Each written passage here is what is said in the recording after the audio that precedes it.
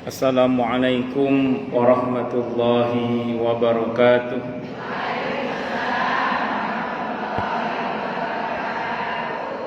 Bismillahirrahmanirrahim. Alhamdulillahi rabbil alamin. Wa bihi nasta'inu ala umurid dunya waddin. Wassalatu wassalamu ala ashrafil anbiya'i wal mursalin Sayyidina wa habibina wa syafi'ina wa qurrati a'yunina wa maulana Muhammadin wa ala alihi wa ashabihi wa dhurriyyatihi ajma'in, amma ba'du. Ashhadu an la ilaha illallah wa ashhadu anna Muhammadar Rasulullah wa ufawwidu amri ilallah.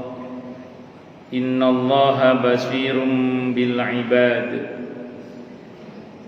Hasbiyallahu la ilaha illa huwa alaihi tawakkaltu wa huwa rabbul arsyil azim. Qala Allah Ta'ala fi kitabihil karim hikayatan an nabiyillahi Musa alaihi salam.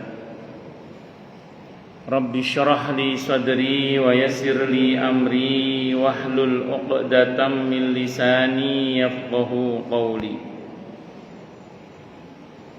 Para alim, para asatid, para asatidah, para sepuh, para bini sepuh, para tokoh masyarakat, hadirat, ibu-ibu sekalian, hafidhani wa hafidhakunallah.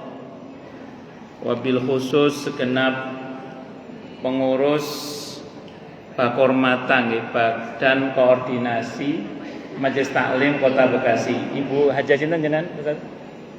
Ya siapa? Oh, Ibu sinten? Ibu? Oh, nggih. Saya enggak apa-apa. Para mengurangi hormat untuk beliau dan pengurus yang lain nggih. Semoga beliau beserta pengurus yang lainnya semuanya saja semoga selalu dalam naungan rahmat, barokah, perlindungan serta bimbingan Allah Subhanahu wa taala. Amin Allahumma amin insyaallah. Dan wabil khusus sahibul bait ya.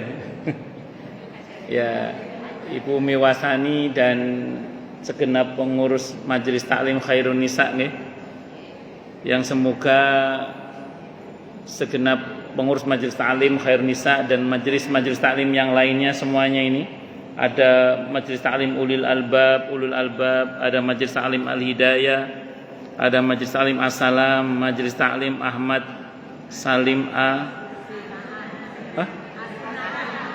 Oh itu, iya. Nama orang nggih. Majelis Taklim At-Taqwa, Majelis Taklim Nurul Firdaus, Majelis Taklim Raudhatul Jannah, Al-Ikhlas, Ar-Raudhah, Majelis Taklim Al-Mujahidin nggih. Dengan aneka jilbabnya yang warna-warni, Masya Allah. Ini nama marun ya, marun. Oh, ini hijau apa Bu? Apa? Sak. Oke. Kalau yang ini warna apa ini? Kuning. Ini warna apa Bu? Pokoknya ada yang 3 kali bayar, ada yang 4 kali bayar. Kas.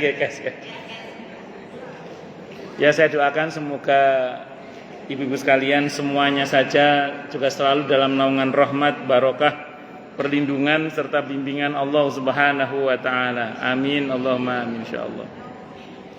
Dan tentu saya doakan semoga kemuliaan ibu-ibu sekalian juga selalu dijaga dan ditingkatkan terus oleh Allah Subhanahu wa taala sebagai seorang muslimah, sebagai seorang istri, sebagai seorang ibu, dunia hingga syurga. Amin Allahumma amin insyaallah. Karena Ibu MC tadi berpantun, saya coba berpantun juga nggih. Oh. Ke pasar beli kacamata.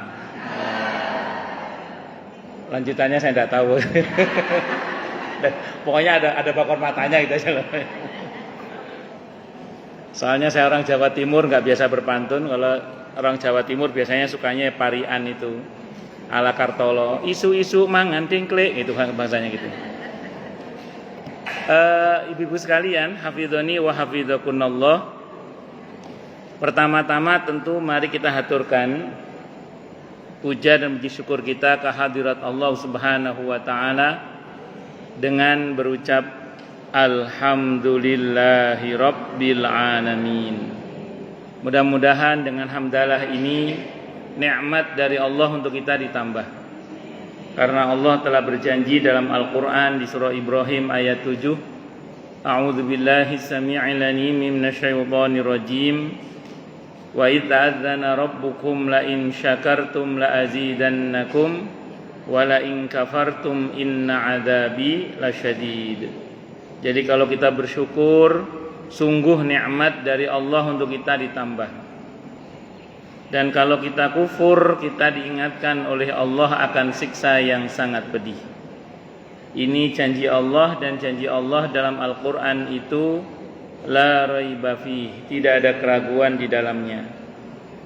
Di antara penjelasan la raiba fih adalah siapapun yang mengamalkan isi Al-Qur'an dengan keimanan dan keyakinan, maka Allah akan tunjukkan kebenaran Al-Qur'an itu kepadanya hingga tiada lagi keraguan dalam hatinya.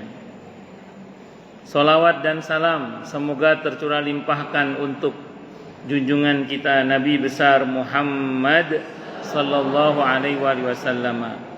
Semoga kita semua diakui sebagai umat beliau. Amin, Allahumma amin insyaallah.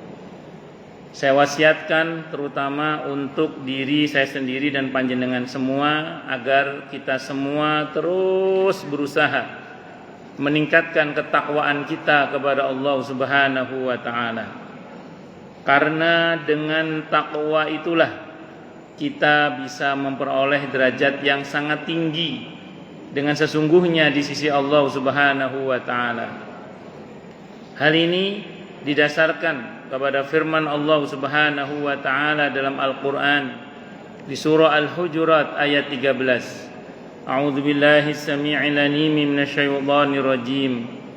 Ya ayyuhan nasu inna khalaqnakum min dzakarin wa untha wa ja'alnakum syu'uban wa qabaila lita'arafu inna akramakum 'indallahi atqakum al-ayah.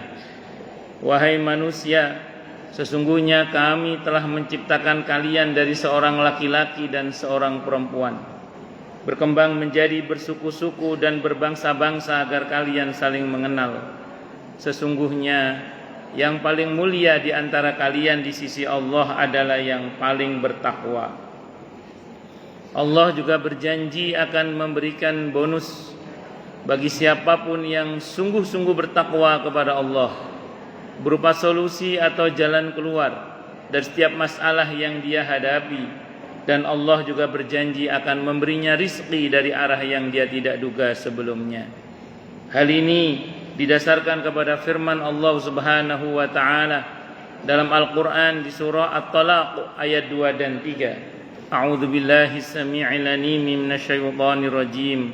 Wa may yattaqillaha yaj'al lahu makhraja wa yarzuqhu min haitsu la yahtasib. Dan barang siapa orang yang bertakwa kepada Allah, maka Allah akan berikan dia jalan keluar dan rizki yang tak terduga. Di ayat tempatnya Allah berfirman, wa may yattaqillaha yaj'al lahu min amrihi yusra. Dan siapa yang bertakwa kepada Allah, maka Allah akan jadikan urusannya mudah. Semoga kita semua minal muttaqin, bahkan lil muttaqina imama. Amin, Allahumma amin insyaallah. Ibu-ibu sekalian, hafidhani wa hafidhakunallah. Saat ini kita tinggal di tempat yang disebut dengan ardun, bumi. Jadi tempat tinggal kita ini namanya ardun, bumi. Sifat kehidupan di bumi ini dunia. Sifatnya dunia. Jadi sifat kehidupan di bumi ini dunia. Dunia itu sifatnya. Dunia dari kata dana, artinya pendek, sebentar. Dunia dari kata dana, artinya pendek, sebentar. Artinya mau atau tidak mau, suka atau tidak suka, dengan senang hati atau terpaksa, semua kita harus lanjut ke alam berikutnya, namanya alam barzakh. Mau atau tidak mau, suka atau tidak suka, dengan senang hati atau terpaksa, semua kita akan lanjut ke alam berikutnya, namanya alam barzakh. Nah, walaupun kehidupan kita di dunia ini sementara, tapi disinilah semuanya itu ditentukan. Karena sesuai dengan judul ya, hanya di dunia inilah surga itu bisa dipesan. Karena kalau setelah masuk ke alam barzakh saja, kita nggak bisa lagi pesan surga, kecuali dipesankan. Dipesankan maksudnya ya dia meninggal, anak-anaknya masih mau mendoakannya, sedekah jariyahnya masih mengalir pahalanya, ilmunya bermanfaat, banyak diamalkan orang, masih mending lah. Tapi kalau tidak punya semua itu udah wassalam aja. Apalagi mati dalam keadaan tidak membawa iman dan Islam, naudzubillahi min syarri dzalik. Maka saya ulang, hanya di dunia inilah surga itu bisa dipesan. Bahkan keadaan kita setelah mati itu erat hubungannya dengan apa yang kita kerjakan, apa yang kita katakan di dunia ini. Erat sekali. Saya ulang, bahkan apa yang terjadi di alam setelah kehidupan dunia ini itu amat sangat erat sekali itu dengan amaliyah kita, ucapan-ucapan kita selama kita berada di dunia ini yang sementara ini. Tentu yang utama rahmat Allah, dan untuk mendapatkan rahmat makanya kita perlu beramal, kan seperti itu. Jadi jangan dengan dalih semua rahmat Allah yang menentukan terus kita tidak beramal, salah. Justru karena kita tahu semuanya adalah atas rahmat Allah, makanya kita beramal supaya kita dirahmati oleh Allah Subhanahu wa taala. Kita enggak usah jauh-jauh, kita mulai rutenya, perjalanannya dari alam barzakh saja. Kita mulai rutenya dari alam barzakh, atau kita mulai dari menjelang kematian aja. Menjelang kematian. Perpindahan dari alam dunia menuju ke alam barzakh itu prosesnya namanya sakaratul maut. Jadi perpindahan dari alam dunia menuju ke alam barzakh itu namanya apa? Sakaratul maut. Sakaratul maut itu dari kata sakaro, artinya mabok, teler artinya. Maka Imam Ghazali rahimahullah mengatakan orang ketika mau mati itu seperti orang yang mengigau. Apa yang diigaukan orang saat tidur, kebiasaan dia saat bangun. Apa yang diigaukan orang menjelang kematiannya, kebiasaan dia semasa hidup. Maka inilah pentingnya kita punya kebiasaan-kebiasaan yang baik agar supaya akhir ucapan kita juga baik, yang Allah ridhoi, yaitu ucapan la ilaha illallah.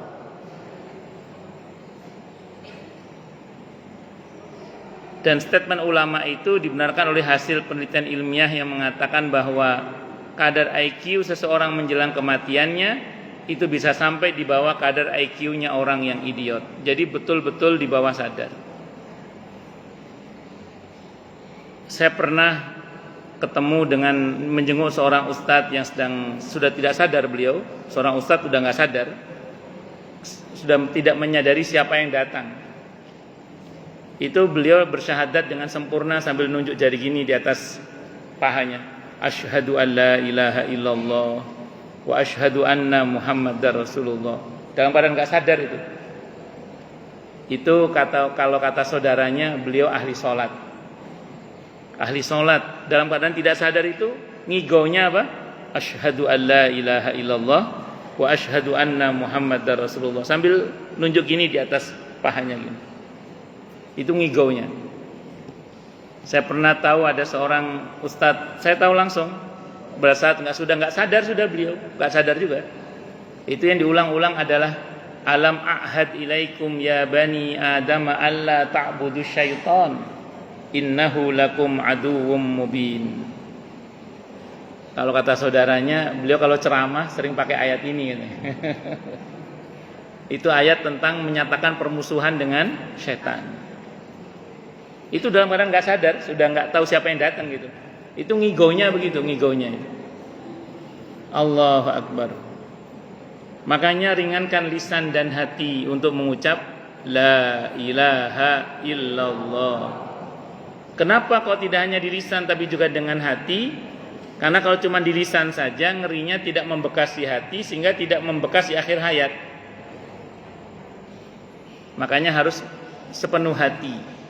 Lisan mengucap la ilaha illallah, hati mengucap tidak ada Tuhan selain Allah, tidak ada sesembahan yang hak kecuali Allah, tidak ada yang bisa menolong saya kecuali Allah, tidak ada yang bisa memberi rezeki saya, tidak ada yang bisa memberi rezeki saya kecuali Allah, tidak ada yang bisa membahagiakan saya kecuali Allah, tidak ada yang bisa menolong saya kecuali Allah. Isbat Allah, menafikan makhluk. Itu la ilaha illallah. Isbat Allah, menetapkan Allah, menafikan makhluk. Karena makhluk itu bisa karena dibisakan oleh Allah, mampu karena dimampukan oleh Allah, hebat karena dihebatkan oleh Allah, bahkan kita ini ada karena diadakan oleh Allah. Itu yang sepenuh hati. Karena saya ulang, kalau nggak sepenuh hati, nanti takutnya tidak membekas di akhir hayat. Sementara kita pengen akhir ucapan kita la ilaha illallah, sehingga dapat jaminan dakhalal jannah, masuk surga. Kan man kana akhiru kalamihi la ilaha illallah dakhalal jannah. Siapa yang akhir ucapannya la ilaha illallah masuk surga. Nah, itu harus kita mulai dari kebiasaan kita, ringankan lisan dan hati untuk mengucap napa la ilaha illallah. Kalau cuman di lisan, saya pernah baca sebuah cerita di medsos.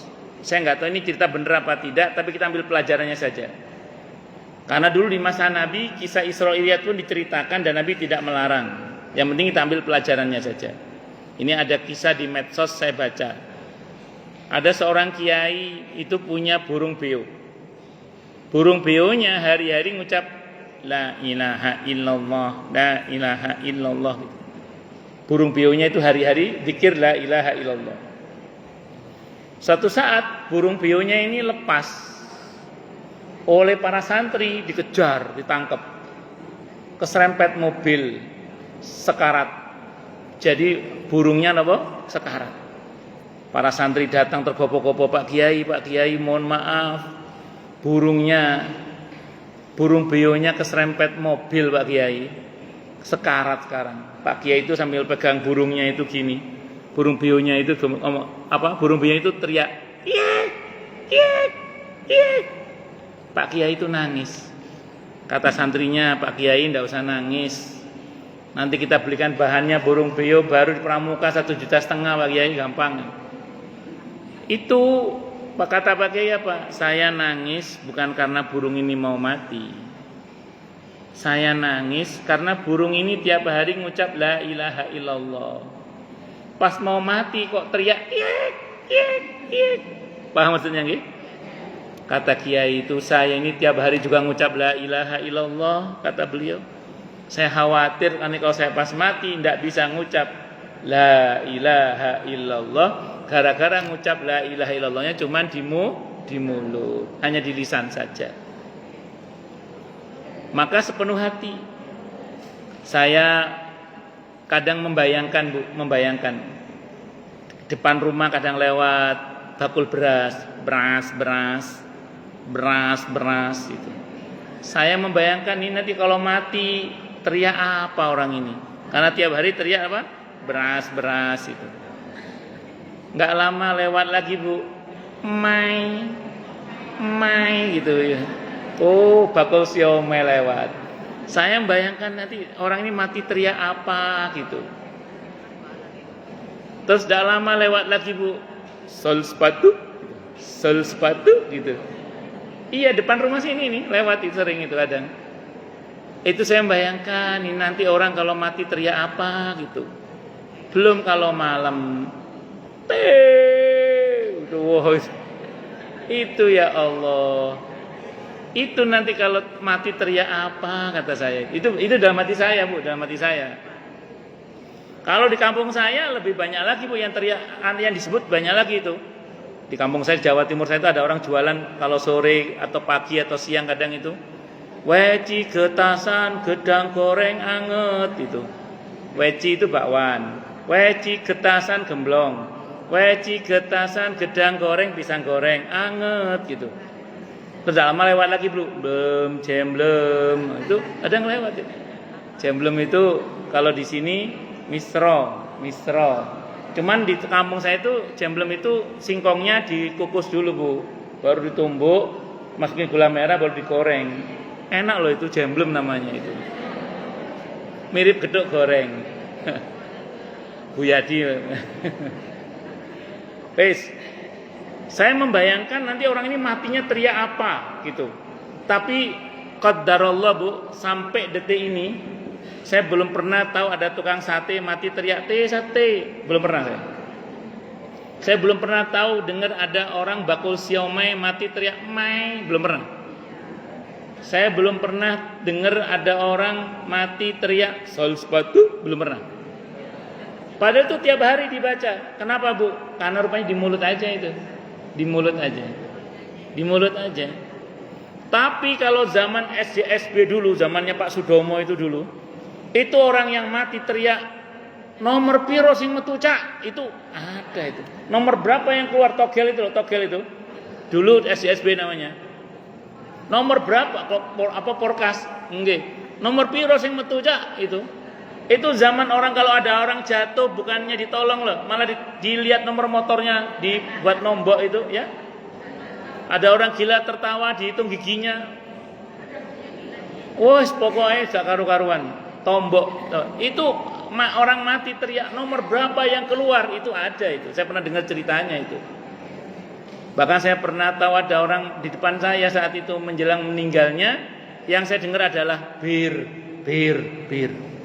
Rupanya yang mau mati ini ahli paloma, topi miring, sungan enggak ekstasi, pil koplo, pil gendeng, pil goblok, semacam-macam itulah. Naudzubillahi min syarri dzalik. Maka la ilaha illallahnya juga sepenuh hati Bu. Sepenuh hati, jangan cuma di lisan. Agar dan semoga akhir ucapan kita adalah la ilaha illallah.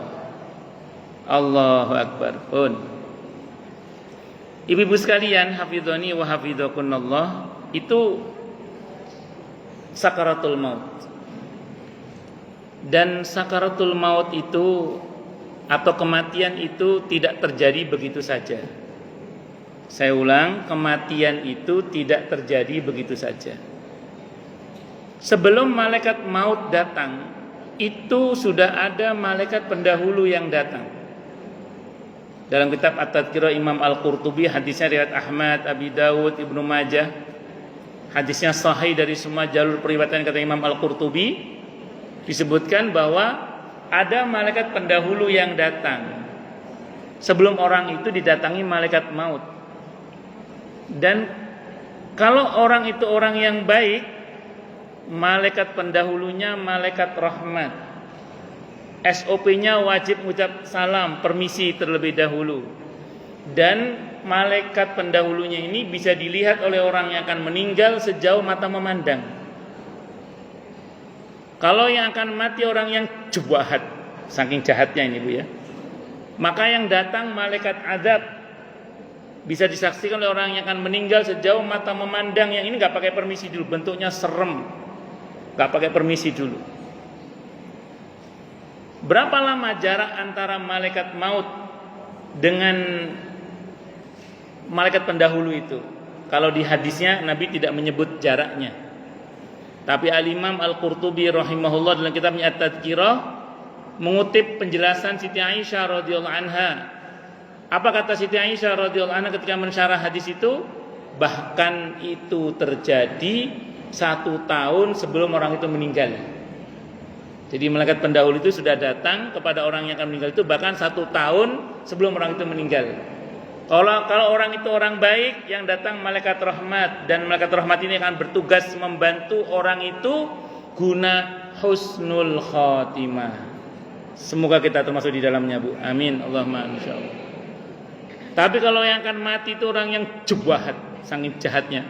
Yang datang malaikat adab, ini malaikat adab tidak menghalau setan dari bangsa jin yang mencoba menghalangi orang ini dari husnul khatimah. Setan keluar masuk dibiarin aja sama malaikat adab ini. Dan orang yang tidak mengerti, kata Imam Al-Qurtubi, mengira malaikat pendahulu itu adalah jin. Orang yang enggak ngerti mengira malaikat pendahulu itu adalah jin. Sehingga kemudian dia minta diruqyah, kata Imam Al-Qurtubi, padahal itu jin, padahal itu malaikat bukan jin. Tapi malaikat apa? Pendahulu tadi itu. Dan keberadaan malaikat pendahulu ini dirahasiakan oleh Allah. Sehingga kadang orang itu mau cerita kepada keluarganya, saya mau mati, mau ngomong gitu, cuman nggak jadi ngomong, teralihkan ngomong yang lain, baru ngomong sepotong ngomong yang lain, pokoknya nggak bisa sampai lah ngomong itu. Kalaupun jelas ngomongnya, yang diomongi nggak mudeng, nggak paham. Sehingga karenanya kemudian begitu yang bersangkutan meninggal, keluarganya kumpul kayak ngumpulin puzzle. Oh, kemarin ngomong gini maksudnya ini ya. Ngomong gini maksudnya ini ya, maksudnya itu. Allahu Akbar. Main nanti ibu-ibu kalau pulang ke rumah, kok banyak orang suami nggak ngelihat, ya siap-siap aja lah. Saya doakan semoga kita semua diberi panjang umur yang mubarakah, siha wal afiyah. Amin. Allahumma amin insyaallah. Ibu-ibu sekalian, hafizani wa hafizakunallah. Itu malaikat. Ini kan lagi-lagi yang datang apakah malaikat rahmat atau malaikat adab, kan kembali pada amal kita, Bu. Pada amal kita. Makanya kita berdoa semoga untuk kita malaikat rahmat. Amin insyaallah. Terus pada hari di mana ajalnya datang, tiba, disitulah malaikat maut datang. Lagi-lagi kembali pada amal, Bu. Amal kita di dunia ini maksudnya. Kalau kita dikategorikan oleh Allah sebagai orang yang baik, malaikat mautnya datangnya permisi terlebih dahulu. Permisi terlebih dahulu. Allah berfirman dalam Al-Quran di surah An-Nahl. An-Nahl ayat 32. Kalau mau lengkapnya ada ayat 30, 31, 32. Ayat 32 terutama apa kata Allah menceritakan malaikat yang datang? Alladzina tatawaffahumul malaikatu thayyibina yaquluna salamun alaikum. Orang yang bertakwa adalah orang yang baik yang diwafatkan oleh para malaikat utusan Allah dengan cara yang baik. SOP-nya wajib ucap salam. Salamun alaikum. Jadi malaikat maut mau nyabut nyawanya itu permisi dulu, Bu. Salamun alaikum. Jadi jenengan enggak usah khawatir kalau kita dan semoga kita termasuk orang yang baik dalam pandangan Allah, enggak usah khawatir. Malaikat maut datang permisi dulu, Bu, tenang aja. Permisi mau nyabut nyawa tapi ya. Assalamualaikum gitu. Permisi terlebih dahulu. Tapi kalau yang akan mati orang yang amaliannya jahat, zalim, malaikatnya datang dalam wujud yang menyeramkan, enggak pakai permisi. Kaget-kaget tenanan sesuai. Betul-betul enggak pakai permisi. Bahkan kata Imam Al-Qurtubi, beliau ketika menjelaskan firman Allah di surah Ali Imran ayat 8, Rabbana la tuzigh qulubana ba'da idh hadaitana wa hab lana min ladunka rahmah innaka antal wahhab. Apa kata Imam Al-Qurtubi? Orang yang rajin baca doa ini menjelang kematiannya bahkan akan ditemani malaikat Jibril. Kenapa? Karena beliau menafsirkan kata rahmah dalam ayat itu maknanya malaikat Jibril, kata beliau. Rahmah di situ maknanya komandannya malaikat rahmat. Siapa? Malaikat Jibril. Maka orang yang meninggal itu didatangi malaikat Jibril. Imam Al-Qurtubi yang mengutip riwayat yang menyebutkan SOP-nya malaikat Jibril juga wajib mengucap salam sama. Assalamualaikum, ama ta'rifuni. Assalamualaikum, kenal saya enggak? Kata malaikat Jibril. Itu adalah kitab At-Tadhkir Imam Al-Qurtubi. Apa kata malaikat Jibril? Apa kata orang yang akan meninggal itu? la adri man anta. Tidak, saya tidak tahu Anda siapa. Ana Jibril, saya Jibril. Amarani Allah. Allah perintahkan saya untuk menemani Anda. Apa tugas malaikat Jibril? Menghalau setan dari bangsa jin supaya tidak menggoda orang ini hunasul khotimah, supaya orang ini matinya husnul khotimah. Karena dalam hadis yang sahih disebutkan, Bu, kata Siti Aisyah radhiyallahu anha, kalau ada orang menjelang meninggal, iblis mengerahkan pasukannya dari bangsa jin untuk menggoda orang yang akan mati itu supaya suul khotimah. Nah itu kalau ada malaikat Jibril dihalangi itu, Bu. Termasuk ada malaikat rahmat itu tidak bisa menggoda itu. Allah, itu ketika Imam Al-Qurtubi menafsirkan Rabbana la tuzigh qulubana ba'da idh hadaitana wa hab lana min ladunka rahmah innaka antal wahhab. Maka kemudian begitu malaikat maut datang tadi permisi, karena apalagi ada komandannya, pasti hormat malaikat maut. Wah, ini kok ada komandan saya di sini, berarti ini orang baik. Malaikat mautnya pasti permisi terlebih dahulu. Maka setelah itu begitu melihat ada malaikat maut datang itu, orang yang akan meninggal itu mengalami dua keresahan yang sangat, kata Nabi. Mengalami dua keresahan yang sangat. Ini erat dengan amalan kita, Bu, ya. Ini nanti ujung-ujungnya mesennya surga ini, Bu. Insyaallah. Yang pertama tentang keluarga yang akan ditinggalkan. Jadi begitu ngelihat malaikat maut, orang yang akan mati itu mengalami dua keresahan yang sangat, Bu. Keresahan yang pertama tentang keluarga yang akan ditinggalkan. Terutama tentang anak-anak, terutama. Kalau dia punya anak. Saya ketemu beberapa orang yang akan meninggal dunia itu yang diomongin ya anak. Saya pernah takziah, anaknya cerita sama saya, sebelum meninggal bapak telepon teman-temannya, Ustaz. Aku titip anakku, aku titip anakku. Telepon teman-temannya. Ada santri saya itu kakaknya kecelakaan menjelang meninggal dunia, dia teriak, titip anak saya, titip anak saya, titip anak saya. Ada jamaah saya orang sosro menjelang meninggal dunia itu ngobrol sama saya. Beliau cerita, saya kayak gini kondisinya Ustadz, anak-anak masih kecil. Jadi ada keresahan tentang anak-anak gitu. Ada keresahan tentang anak-anak. Tapi tidak usah khawatir, kalau dia orang yang baik, dan semoga kita semua termasuk orang yang baik menurut Allah, amin, Allahumma amin insyaallah. Keresahannya dijawab oleh para malaikat rahmat yang mengelilinginya itu. Bagaimana anak-anak saya? Bagaimana keluarga saya sepeninggal saya? Kata para malaikat yang menyertainya, dikutip oleh Imam Al-Qurtubi dalam At-Tadhkirah, dalam riwayat yang saya bacakan tadi itu. Kalau kata Imam Al-Qurtubi, hadisnya sahih dari semua jalur periwayatannya, dikatakan Anda tidak usah khawatir. Ini mafhum riwayat ya, mafhum riwayat. Anda nggak usah khawatir, keluarga Anda, anak-anak Anda dibaikkan oleh Allah karena kebaikan Anda. Jadi karena kita berusaha menjadi pribadi yang baik, maka keluarga kita pun akan dibaikkan oleh Allah karena kebaikan kita.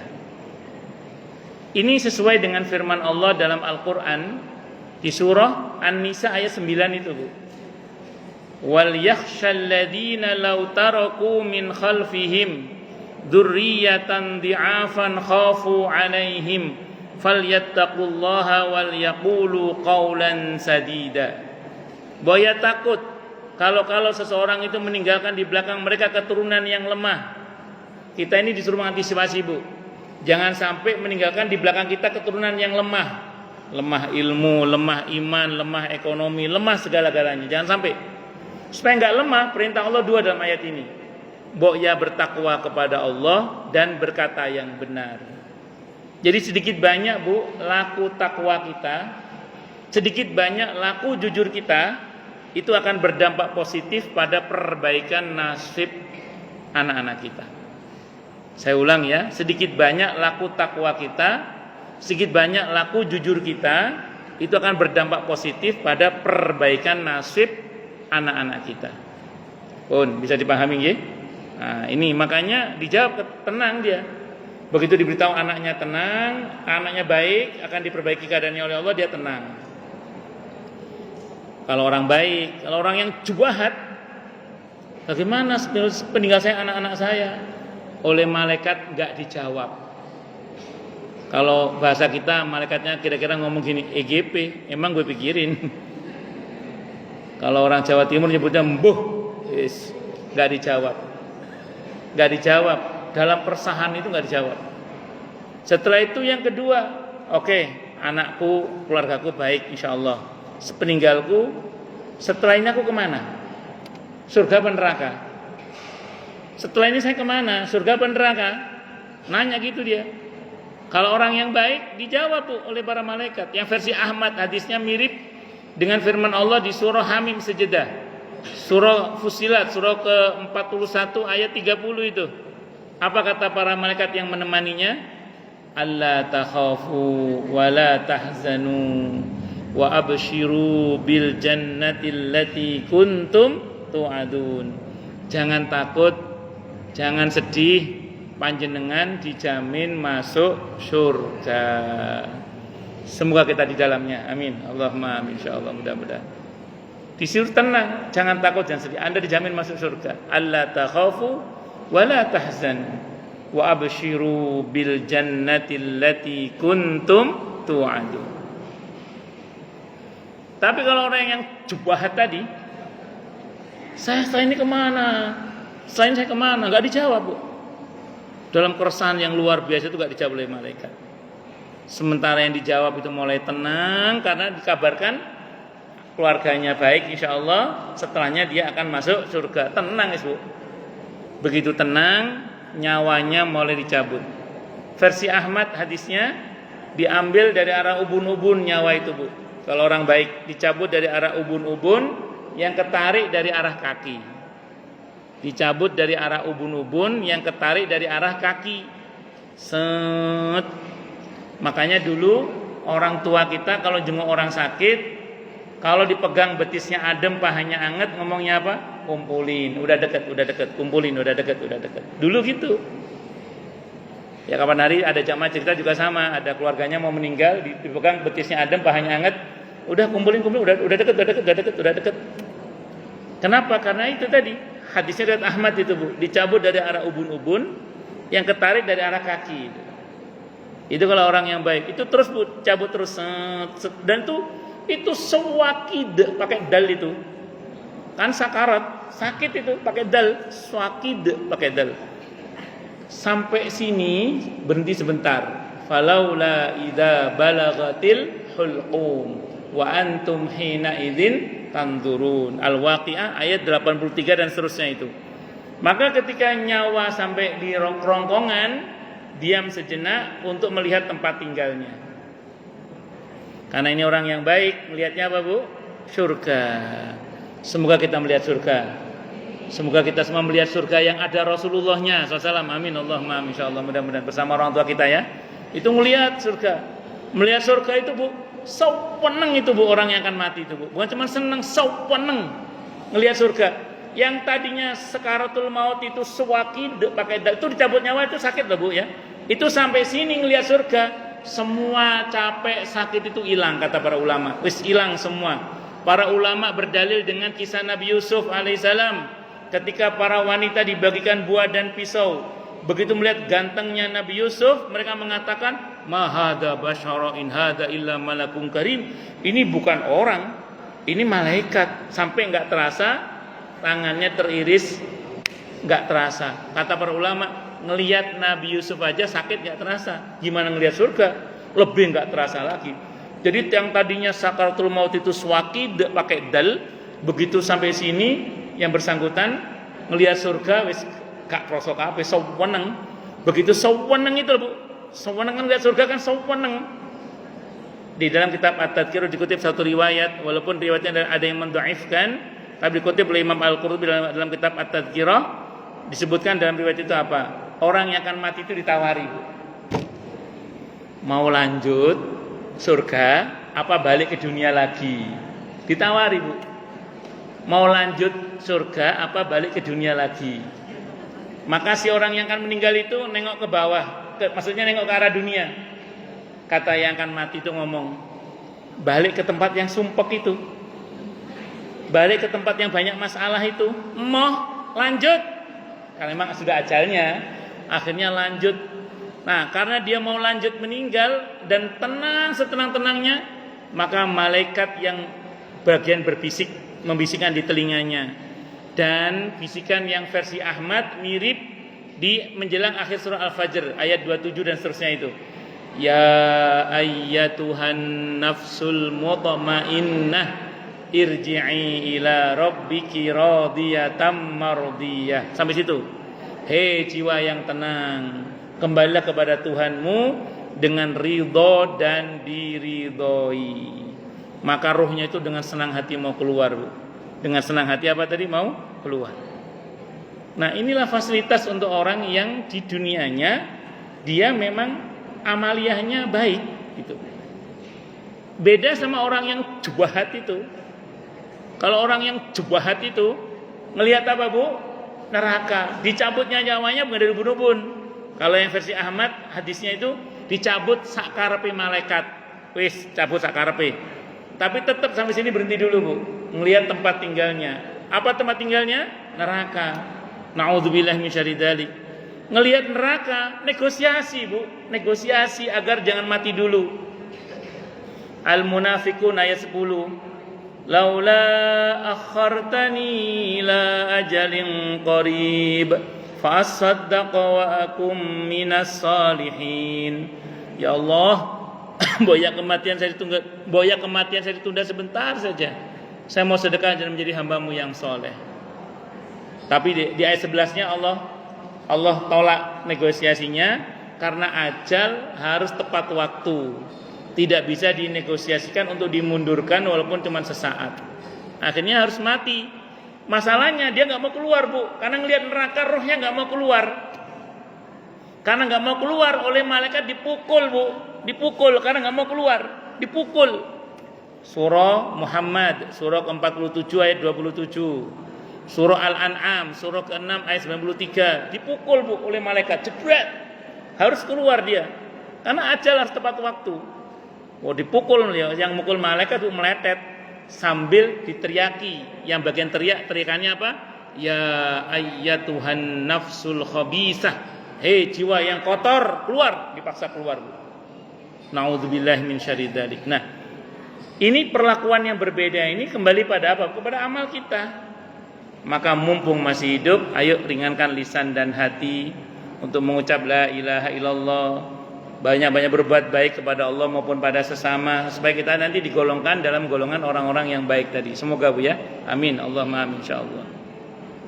Dan lagi pula kematian kita biasanya erat hubungannya dengan kebiasaan kita. Karena umumnya orang itu mata ala ma'asya. Umumnya orang itu mati berdasarkan pada kebiasaan-kebiasaannya. Maka milikilah kebiasaan yang baik yang Allah ridhoi supaya kita mati dalam keadaan baik yang Allah ridho, yang dalam keadaan Allah ridho kepada kita. Silakan, tidak apa-apa, ibu-ibu punya majelis goes, tidak apa-apa. Punya majelis arisan, semonggo lah. Punya majelis tenis, tanopo, sementing halal, nggih. Monggo silakan. Tapi harus punya majelis kayak gini, harus punya. Supaya apa? Sambung nanti dengan majelisnya Rasulullah Muhammad sallallahu alaihi wasallam. Dan Allah wafatkan kita dalam kebiasaan yang baik yang Allah ridhoi. Amin. Allahumma amin insyaallah. Ini baru pada proses kematian yang notabene berbeda berdasar pada amal masing-masing. Kemudian nanti saat kita berada di barzah pun, itu apa yang kita kerjakan di dunia itu amat sangat erat dengan nasib kita nanti di barzah. Jadi nasib kita di barzah itu erat hubungannya dengan amalia kita di dunia, Bu. Karena dalam hadis yang tadi, kalau kita teruskan hadisnya cukup panjang, itu roh itu nanti dibawa terbang ke langit kalau yang baik, itu sampai menghadap kepada Allah, kemudian dikembalikan ke alam barzahnya. Karena dia orang yang baik, pasti lulus pertanyaan kubur, sehingga terus kemudian dia dapat fasilitas taman-taman surga.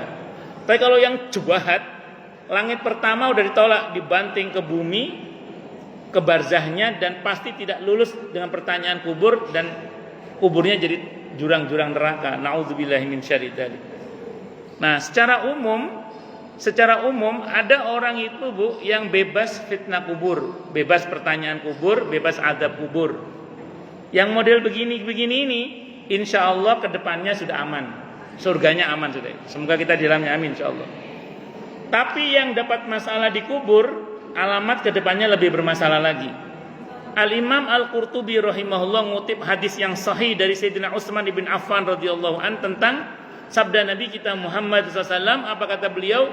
Berhati-hatilah kalian tentang barzah ini, karena siapa yang barzahnya beres, kedepannya alamat lebih mudah. Tapi kalau barzahnya nggak beres, alamat ke depan lebih sulit lagi. Pertanyaannya Bu, bagaimana caranya ini supaya barzah kita ini beres? Ada beberapa riwayat tentang tanda husnul khotimah. Saya punya buku judulnya 18 tanda husnul khotimah. Itu banyak sekali. Beberapa bisa kita program, beberapa tidak bisa kita program. Kayak meninggal hari Jumat, tidak bisa kita program Bu ya. Bukan berarti kalau meninggalnya bukan hari Jumat terus husnul khotimah loh ya. Nanti ada orang itu mati hari apa? Meninggal hari apa? Kamis sore. Sayang banget kurang dikit husnul khotimah itu. Padahal husnul khotimah itu enggak harus hari Jumat. Cuman kalau meninggal hari Jumat dalam kebaikan itu insya Allah itu bebas fitnah kubur. Mati dalam keadaan sakit perut atau ada keringat di dahi, itu nggak bisa kita program itu. Jadi Ibu nggak usah bikin program terus makan bakso mukidi sambelnya level 5 ya, supaya sakit perut nggak usah. Karena kalau memang jatahnya dapat bagian itu. Namun ada beberapa yang bisa kita program Bu, yang bisa kita program insya Allah. Kata Imam Al-Qurtubi dalam kitab At-Tadhkirah, ada 2 Bu amalan yang bisa kita program ini. Yang kalau kita amalkan ini Bu, insya Allah kita bebas fitnah kubur insya Allah. Ini bisa kita program ini. Yang pertama, baca surah Al-Mulk. Baca apa Bu? Surah Al-Mulk. Al-Mulk ini ada beberapa riwayat. Yang menarik itu saya baca dalam tafsir Ibnu Katsir. Dalam tafsir Ibnu Katsir ada sebuah hadis riwayat At-Tirmidzi ketika beliau memulai pembahasan tentang surah Al-Mulk. Kata Imam At-Tirmidzi hadisnya hasan. Hadis hasan itu bisa diamalkan sebagaimana hadis sahih. Tapi kalau kata Ibnu Katsir hadisnya dhaif, lemah. Biasa ulama beda pendapat, yang penting ada yang menghasankan. Dan memang hadis tentang membaca surah Al-Mulk ini jalur periwayatannya banyak Bu. Andaikan dipaksa lemah pun bisa menjadi hasan li ghairihi ya. Kata Imam At-Tirmidzi hadisnya hasan. Nabi bercerita dalam kitab Ibnu Katsir itu. Nabi bercerita aukamakol, sebelum kalian, kata Nabi aukamakol, ada orang yang meninggal dunia. Dia didatangi oleh 2 malaikat. Nabi sebut namanya Munkar dan Nakir. Terus Munkar dan Nakir ini dihadang oleh surah Al-Mulk. Surah Al-Mulk menghadang Munkar dan Nakir. Kata surah Al-Mulk, jangan sentuh orang ini. Dalam diri orang ini ada saya, kata surah Al-Mulk. Kata Munkar Nakir, saya utusan Allah. Kata surah Al-Mulk, saya firman Allah. Wow, adu kekuatan Bu. Yang satu ngomong saya utusan Allah, yang satu ngomong apa? Saya firman Allah. Begitu nyebut saya firman Allah, kata Munkar Nakir, nggih monggo jenengan mawon. Akhirnya malaikat Munkar Nakir mundur Bu. Loh, malaikat bisa bahasa Jawa, saya itu. Akhirnya malaikatnya mundur. Akhirnya orang ini dinyatakan oleh Nabi bebas fitnah kubur, bebas pertanyaan kubur, yang berarti bebas adab kubur. Tadi dikatakan di dalam diri orang ini ada saya. Oh berarti dia sering baca sampai hafal Bu, berarti sering baca sampai apa? Hafal. Nah kalau bisa sering baca. Waktunya kapan Ustaz? Malam baik, kapanpun bagus, tidak ada masalah. Karena ada 2 redaksi ya, redaksi nyebut waktunya malam, ada redaksi yang tidak menyebut waktunya. Berarti surah Al-Mulk bisa dibaca terutama malam hari, gak sempat kapan sempatnya lah. Disempatkan Bu ya baca surah Al-Mulk nggih. Surah Al-Mulk cuma 30 ayat kata Nabi. Cuma 30 ayat. Saya sudah nyoba berkali-kali, tak meniti Bu, tak meniti gitu. Saya baca surah Al-Mulk rata-rata 3 menit selesai. Dengan murotal santai rata-rata 3 menit selesai. Jadi kalau ada orang ngomong nggak sempet, bukan nggak sempet, berarti bukan prioritas. Makanya perbanyak baca surah Al-Mulk. Kalau nggak sempet malam, pagi atau kapan saja. Allahu Akbar. Ngoten nggih Bu nggih, surah Al-Mulk. Tapi kalau bacanya megap-megap ya 3 jam lah paling enggak. Terus yang kedua ini yang enak Bu, yang kedua ini enak ini. Kata Imam Al-Qurtubi, supaya barzahnya beres, perbanyak baca surah Al-Ikhlas. Qul huwallahu ahad itu Bu. Wah ini sebenarnya ibu ini, wah cocok ini. Al-Ikhlas cocok ini. Dalam sebuah hadis riwayat Ahmad, hadisnya sahih, barang siapa yang membaca Qul huwallahu ahad Al-Ikhlas 10 kali tanpa diselang-seling dengan surah yang lain, tanpa diselang-seling dengan omongan yang lain, Al-Ikhlas sampai 10 kali non-stop dan selang-seling, akan Allah bangunkan rumah di surga. Orang itu kalau sudah punya rumah di surga berarti punya sertifikat surga. Kalau punya sertifikat surga insya Allah barzahnya beres. Makanya kata Imam Al-Qurtubi, orang yang rajin baca surah Al-Ikhlas insya Allah barzahnya beres, surganya juga beres karena punya sertifikat surga. Itu baca surah Al-Ikhlas sebanyak-banyaknya. Kalau bisa amalkan yang 10 kali non-stop. Nanti setiap hari kalau bisa ada baca sekali lah, 10 kali itu, sisanya sebanyak-banyaknya udah. Mau selang-seling nggak apa-apain. Yang penting yang 10 kali itu jangan selang-seling itu kalau bisa. Itu hadisnya riwayat Ahmad Bu, supaya punya rumah di surga. Nah, ngoten nggih? Pun, lanjut. Singkat kata singkat cerita, itu kalau barzahnya beres, insya Allah kedepannya beres.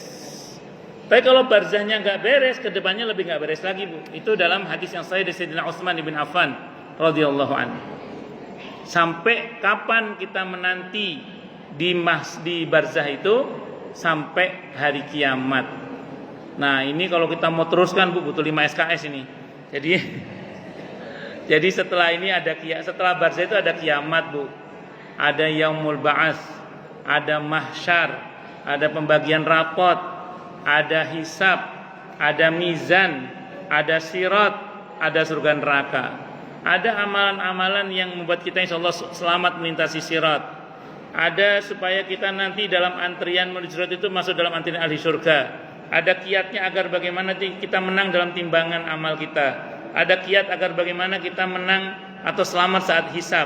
Ada kiat agar bagaimana kemudian kita dapat fasilitas di mahsyar. Ada kiat agar bagaimana kita dibangkitkan dalam keadaan bercahaya dan seterusnya. Cuman waktunya terbatas.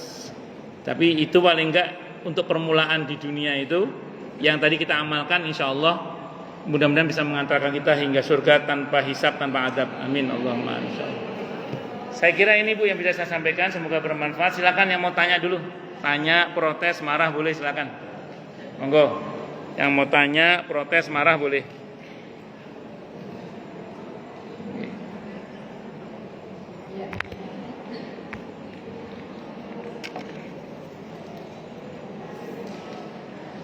Jazakallah khair kepada Ustaz Muhammad Subhan yang sudah menyampaikan materinya.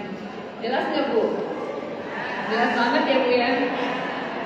Apalagi yang dibahas tentang sakaratul maut yang setiap orang pasti akan mengalami. Jadi berasa kita lagi di itu ya Bu. Lagi di wejangan yang hati-hati nih, nanti kita akan sampai pada masa itu. Ya, kepada ibu-ibu yang ingin bertanya, saya persilakan mungkin dari Khairunisa yang samping kiri saya atau di tengah atau samping kanan saya. Silakan satu. Oh itu depan. Monggo.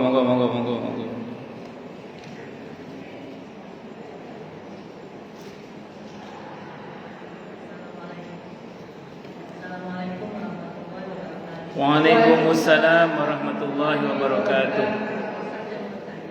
Tadi kan Pak Ustaz menjelaskan ada 2 perusahaan yang sangat ditakuti kedalam akan meninggal. Betul. Yang pertama tentang keluarga yang harus ditinggalkan. Betul. Tentang anak. Terutama tentang anak kalau dia punya anak. Yang kedua, sebetulnya tadi saya belum ada. Oh, yang kedua setelah ini saya kemana? Setelah ini saya kemana? Setelah mati ini saya kemana? Itu keresahan yang kedua. Iya, setelah ini saya kemana? Ke surga apa ke neraka? Iya, betul. Iya, itu yang pertama, betul. Betul. Bagus.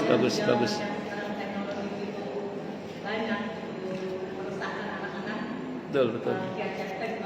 Bagus. Dari Ibu siapa? Ibu Eti Rahmawati. Dari Bali, Kalimantan, Kalimantan. Oh, nggih. Silakan Ustaz. Baik. Yang tadi saya kutip firman Allah dalam Al-Qur'an di surah An-Nisa ayat 9. Wal yakhshal ladzina law taraku min khalfihim dzurriyyatan dhi'afan khafu 'alaihim falyattaqullaha wal yaqulu qawlan sadida. Boya takut kalau seseorang itu meninggalkan di belakang mereka keturunan yang lemah iman, lemah ekonomi, lemah segala-galanya, lemah ilmu. Supaya enggak lemah, perintah Allah dua. Ini tirakatnya orang tua ya. Ini tirakatnya orang tua untuk anak. Di samping pendidikan ya. Ini tirakatnya orang tua apa? Ya bertakwa kepada Allah dan berkata yang jujur.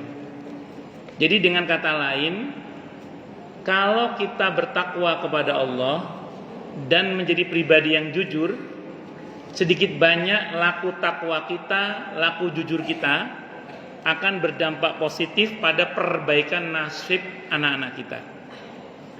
Baik, saya akan lebarkan pembahasannya sedikit berkaitan masalah ini. Kalau parenting saya nggak usah ajari, Anda sudah paham semua lah ya. Apalagi Bu Umi khatam parentingnya. Oh, Bu Umi nggak ada orangnya.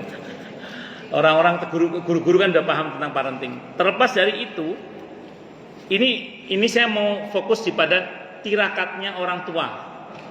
Orang tua nirakati anak. Ibu, saya pernah baca kitab Sababun Nuzul. Saat itu yang saya baca antara lain Sababun Nuzul surah At-Talaq ayat 2 dan 3. Sababun Nuzul surah At-Talaq ayat 2 dan 3. Hadisnya riwayat Al-Hakim dan beberapa rawi yang lain dari Ibnu Abbas radhiyallahu anhuma. Ayatnya bunyinya gini, Bu. Wa may yattaqillaha yaj'al lahu makhraja wa yarzuqhu min haitsu la yahtasib. Barang siapa orang yang bertakwa kepada Allah, maka Allah akan berikan dia jalan keluar dan rezeki yang tak terduga. Ibnu Abbas bercerita, kata Ibnu Abbas apa?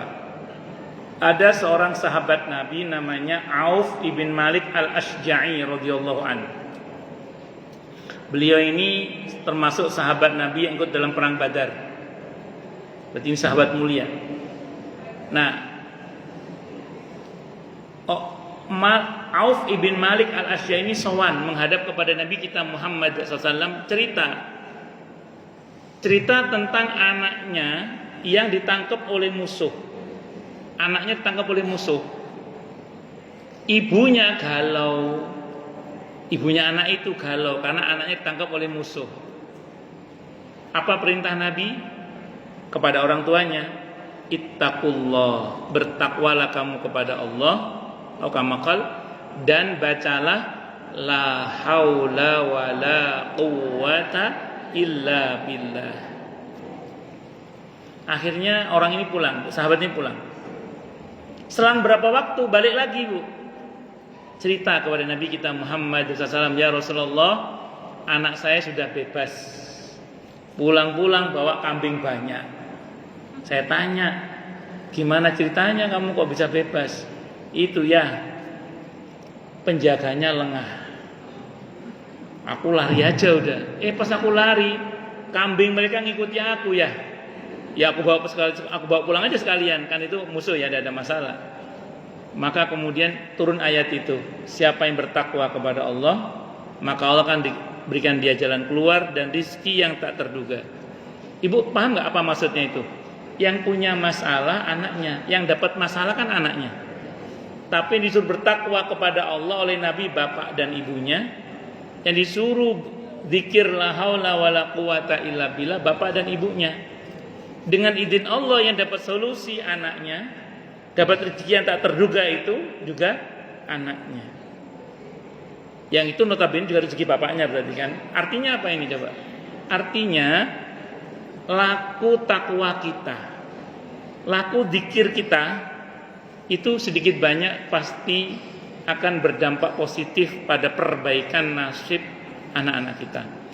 Saya ulang ya, saya nggak akan bicara teori parenting, ibu-ibu lebih paham lah tentang nasihat menasehati.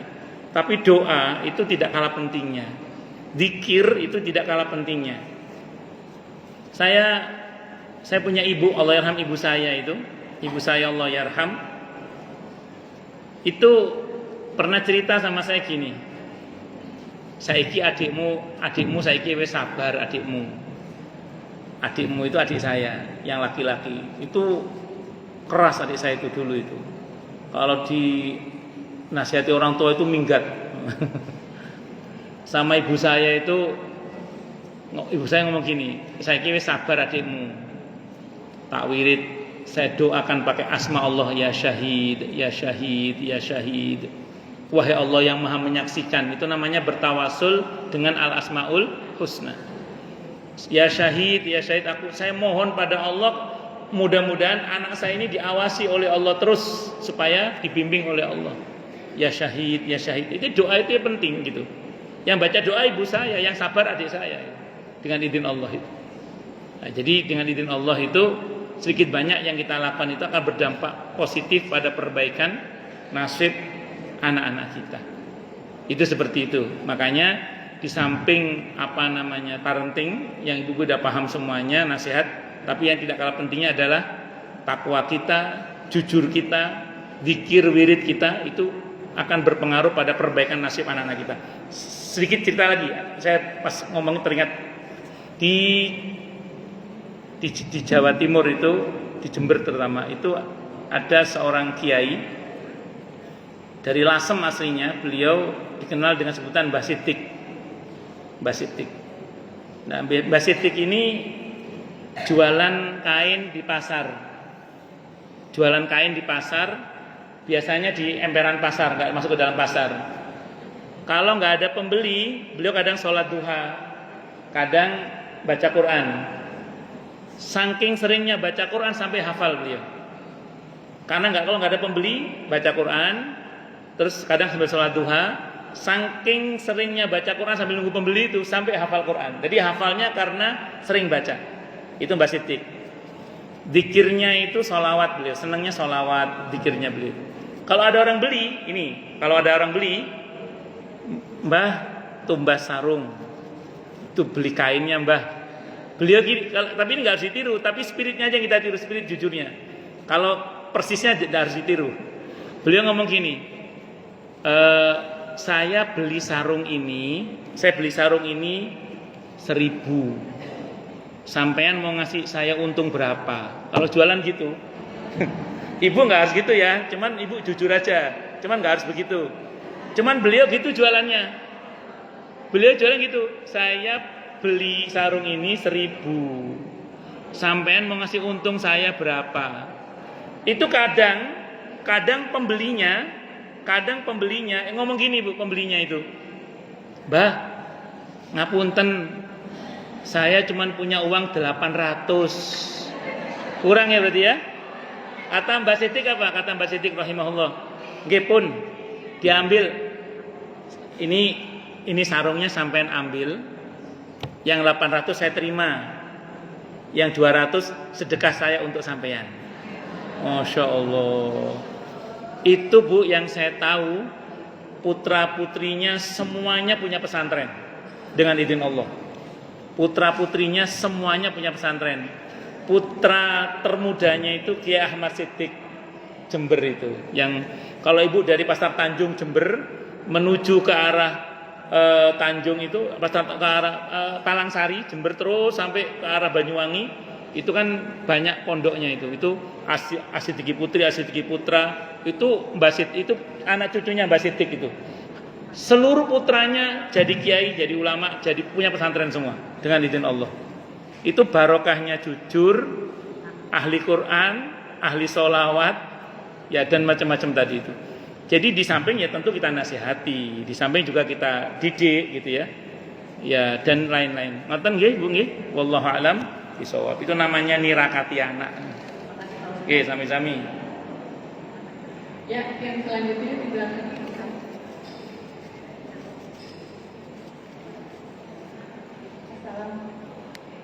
Assalamualaikum warahmatullahi wabarakatuh. Waalaikumsalam warahmatullahi wabarakatuh. Saya Ati dari Majelis Taklim As-Salam. Yang ingin saya tanyakan, tadi kan Pak Ustadz mengatakan bahwa kalau kita meninggal tidak di program itu meninggal di hari Jumat sebenarnya.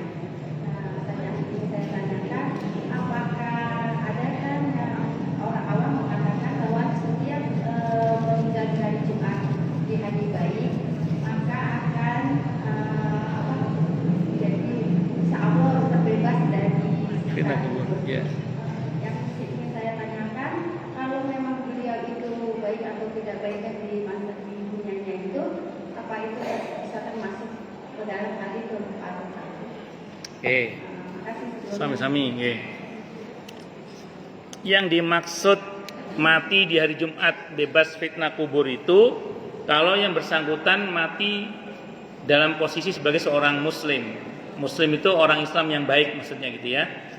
Maka saya pernah tanya orang, Ustadz, ada orang gak pernah sholat mati hari Jumat, husnul khotimah gak itu?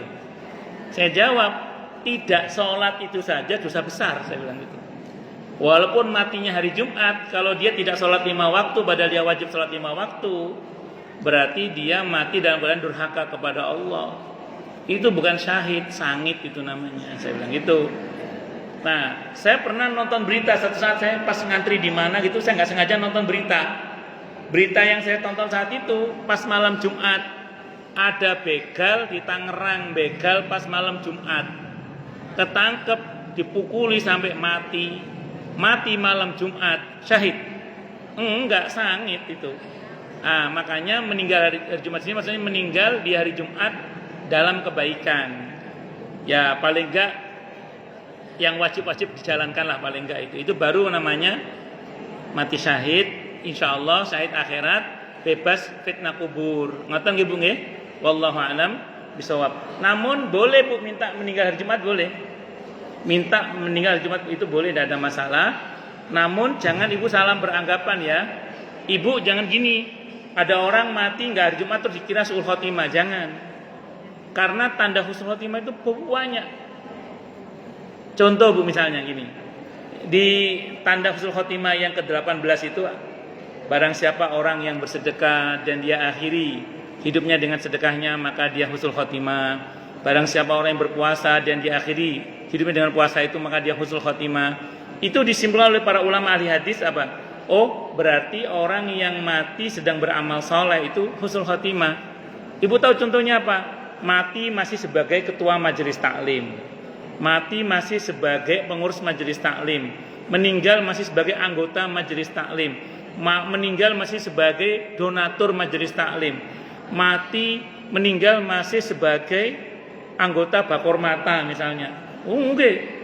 Makanya kalau bisa ibu-ibu jangan sampai lepas dari majelis taklim begini-begini ini, jangan sampai lepas supaya mati dalam keadaan husnul khotimah, syahid di jalan Allah Subhanahu wa taala. Ngoten nggih Bu nggih? Wallahu a'lam bishawab. Nggih. Monggo yang lain silakan. Oh, di belakang itu ada di belakang. Oh iya. Oh, nggih, monggo di belakang. Nggih Bu, monggo.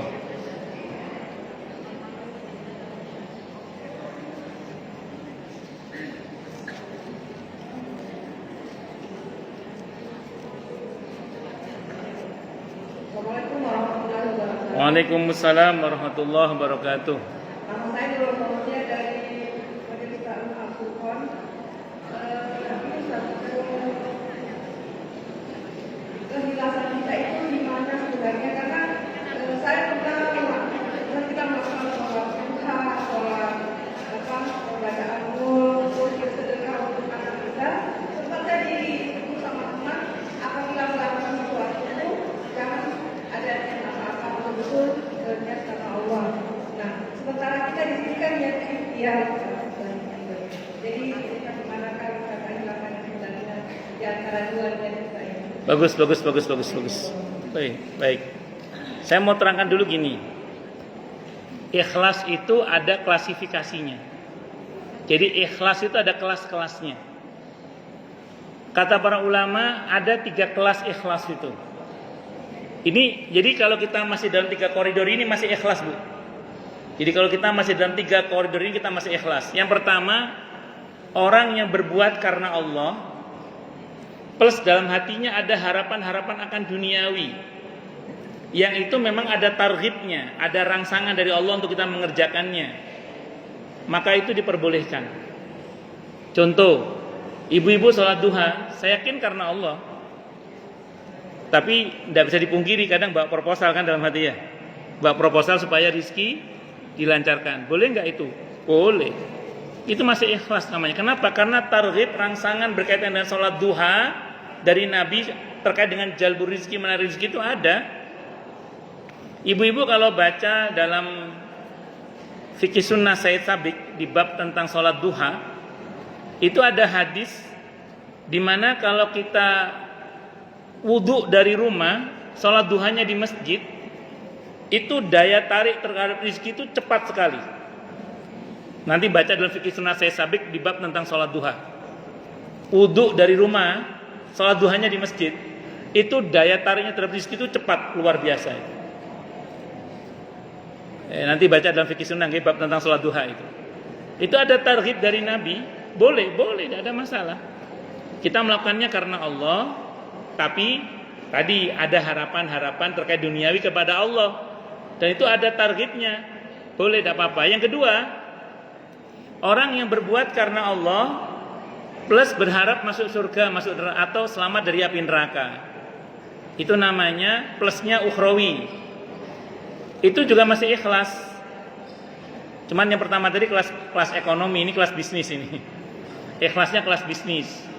Ibu-ibu taklim ini saya yakin karena Allah. Tapi nggak bisa dipungkiri pengen masuk surga tuh. Pengen selamat dari api neraka kan? Nah, boleh banget. Allah yang merangsang kita untuk masuk surga. Allah yang memotivasi kita untuk masuk surga, dan Allah pula yang mengingatkan kita akan bahaya api neraka. Boleh, masih ikhlas itu namanya. Nah, memang ada nanti, Bu, seiring berjalannya waktu kalau kita mau terus bermujahadah, ada masa di mana kita itu tidak punya harapan apa-apa lagi selain dari yang penting dekat dengan Allah, dicintai oleh Allah, diridhoi oleh Allah, dibersamai oleh Allah. Ada masa itu, tapi mungkin kita belum levelnya ke situ. Tapi paling enggak kita menapaki pelan-pelan. Ini yang Allah gambarkan di surah Al-An'am ayat 162. Qul inna salati wa nusuki wa mahyaya wa mamati lillahi rabbil alamin.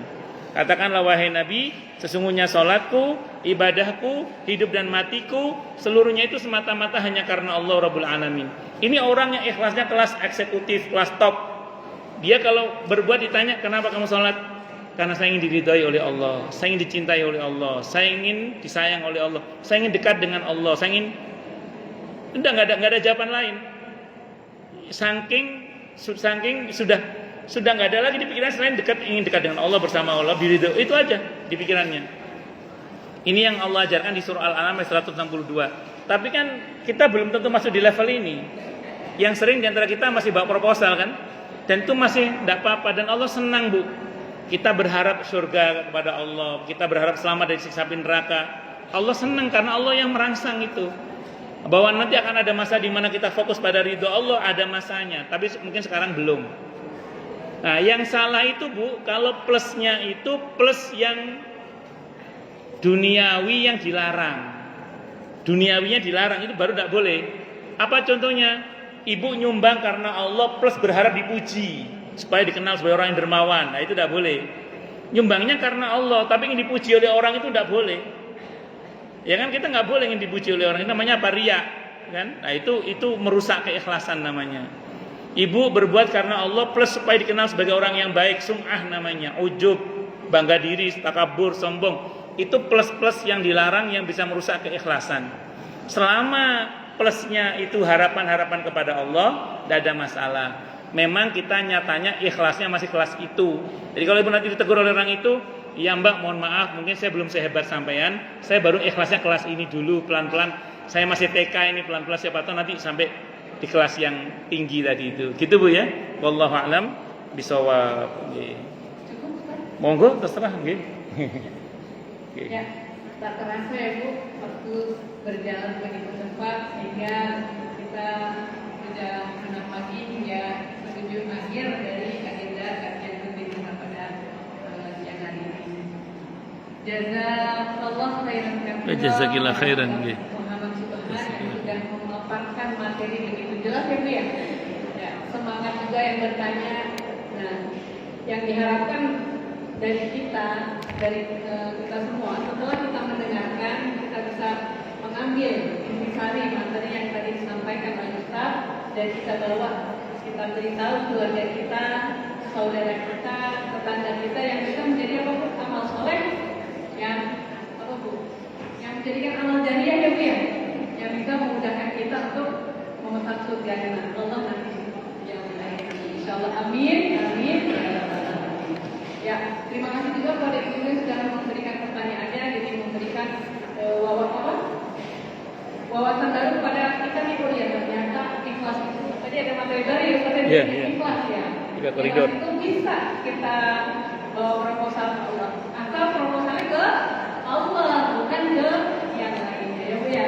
Insyaallah amin.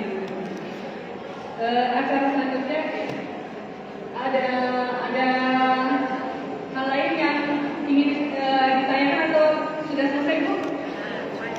Sudah ya, cukup ya karena waktu sudah selesai. Terima kasih Ustaz Muhammad Subhan yang sudah berkenan dan Nggih, saya pamit dulu nggih. selanjutnya